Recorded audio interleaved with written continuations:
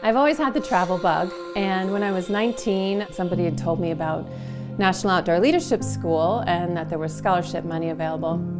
I had $500 left to my name, so I sent that in as the non-refundable deposit, and I ended up getting the full scholarship, so I got to go spend 3 months in Alaska that summer. It helped me to just dream bigger.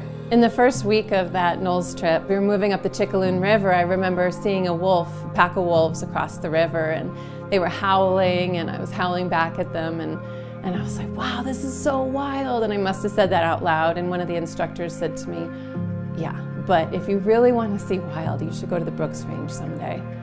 And I held that in the back of my mind for all those years. And then once I finished skiing Everest, really, and finished the 7 Summits expeditions and intentionally became a mother, I was like, what's next? And I remembered that I'd always wanted to go to the Brooks Range. So I spent several months reading everything I could about it. And true to that instructor's prediction, it's the wildest place I've ever been. It holds a really important place in my heart. And I've spent the last 10 years making 6 journeys up there. And now I volunteer for Alaska Wilderness League and lobby on Capitol Hill for protection of the Arctic National Wildlife Refuge. And it's really been a full circle for me. A lot of times you don't see how it's going to turn out, but that NOLS trip has been really formative for me.